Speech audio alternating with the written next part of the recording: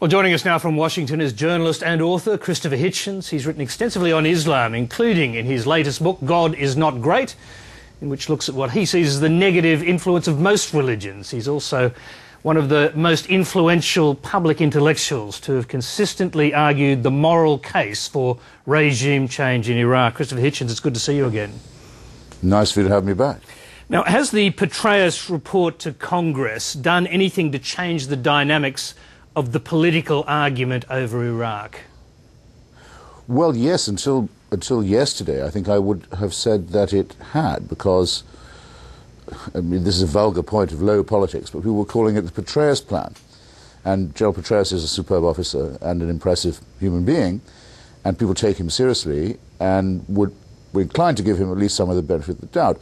Then the president makes, I think, the horrific mistake, from his point of view, of announcing he's going to go on television tonight to more or less underwrite what the general says, so they'll stop calling it the Petraeus plan. It'll become the Bush plan, and it'll become, under that name, much more vulnerable to attack. It's all bound up in politics, obviously. Barack Obama, who has no power to implement any plan at the moment, is calling for the pull-out of 1 brigade per month. Now, it's not going to happen, but it will be a popular idea in America, won't it? Well, actually, I'd have to say it again. I think Mr. Obama's managed to get himself the worst of both worlds. One brigade a month would be a shambolic way to leave Iraq, and it would be a slow bleeding hemorrhage. You might as well, if that's what you're going to do, since it signals that you're out, pull out, and as the British did from Basra the other day, without warning, all flags flying, bands playing, bugles playing on retreat. Now, Christopher, if we were to look at this in terms of public opinion, from the available opinion polls we're seeing, the majority of Americans seem to be convinced by the argument the surge strategy is working. We're seeing a very different picture in Iraq, where a BBC poll is showing 70% of those polled say they believe security has actually deteriorated for them in the area covered by the surge. How do you explain this disparity? Everyone is, I hate to use the word schizophrenic about it because it's not exactly what I want to say, but there isn't a better word, or cognitively dissonant perhaps would be a better term about this. There was a very interesting interview with a random sample of Iraqis yesterday, all of whom want the troops to go, none of whom want them to go right now, and some of whom, if asked which of those things they mean, really are terrified at the idea of an immediate withdrawal. It's like the famous remark of St. Augustine about chastity, that he wanted to be granted it but not quite yet. Very similar, actually, to the cognitive dissonance of the American electorate, which wants out but doesn't want a rout, a sellout, a surrender, or a scramble. There are some, as far as anyone can gauge, public opinion in Iraq. Sorry, my dear, sorry. Just to complete that thought. Well, you have the president saying the great thing about the surge is it enables us to withdraw. I mean, Bush wants it both ways as well, in the most extraordinary manner. Yes, but that's a little crazy in the sense that it only allows them to withdraw to the level that they were at before the surge, when they were in so much trouble. So, I mean, you'd have to think, if they're in a lot of trouble before the surge, if they go back to 130,000 troops, they could find themselves in the same trouble. That's right. So really it's not a matter of levels, it's a matter of making it plain to the Iraqis, or not, that you won't be pushed out. Because if the Iraqis think that within, say, a year or so, it'll be over, the United States will be on its way out, then they'll start to make their arrangements, of course, with the local militias, with neighbouring countries like Iran and Saudi Arabia and even Turkey.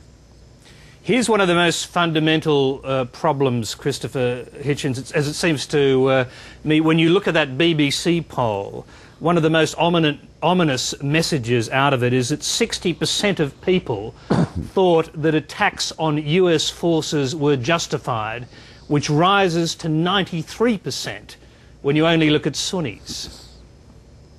Yes, if it's true, and I doubt it is, because that must mean Sunni Arabs only, because that would not be true of the Kurds. No, I think that's clear. That would clearly be the case. You're right. Everyone always forgets to mention that because the Sunni-Kurd Arab distinction is a false one, as you know, in that the Kurds are predominantly Sunni. So with allowance made for all that and all kinds of other variables, it's pretty clear that that there's a lot of unpopularity. But the situation in Anbar seems to be not reflected in that poll, where Sunnis are calling on the Americans to stay very loudly and very actively, not just because they're fed up with Al-Qaeda and its atrocious conduct in the Al-Anbar province, but also because they regard the United States as a defense against the Shiite militias. There are many reasons. So I don't know. I think that poll doesn't impress me very much, if that's what it's saying. All right. There are many reasons for resistance and anger at foreign troops. It varies from region to region in Iraq. But if the resentment doesn't go away, it does pose a huge problem for the Petraeus plan of leaving a large body, a large American force there for the foreseeable future, for many, many years, in fact. Yes, it does.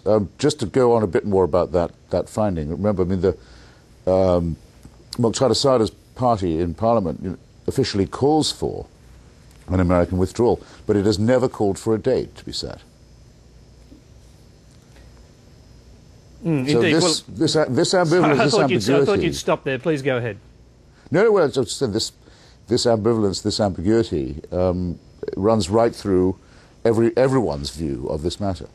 It's very hard to analyse something like this, but there are strong indications from the ground that the occupation is failing on many counts. You will have read the critique published last month in the New York Times by 7 soldiers serving in Iraq, 2 of whom evidently died in the past few days. But their argument is that America has failed on literally every promise, as they put it. They called the debate in Washington surreal, and they wrote that when the primary preoccupation of average Iraqis is when and how they are likely to be killed, we can hardly feel smug as we hand out care packages. Now, this is for older Americans and older people in Australia and other countries, this is very reminiscent of Vietnam, isn't it?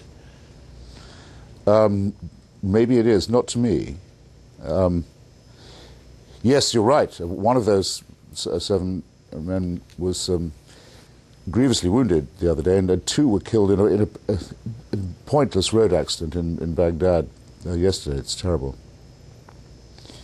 The worst news from Iraq, actually, is this morning, it seems to me, politically, which is that yet again the promised compromise on the oil law, the attempt to distribute oil revenues on the basis of provinces and population, has failed to pass the Parliament, or failed even to be presented to the Parliament.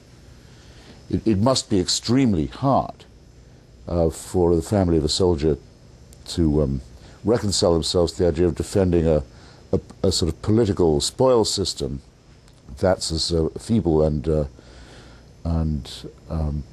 inadequate and sectarian as that. But that couldn't be less like South Vietnam. I know that you clearly supported and still support the war to get rid of a dictator. But are you really optimistic that this is going to end well for the people of Iraq? Well, look, Iraq is a maimed and traumatized country which had been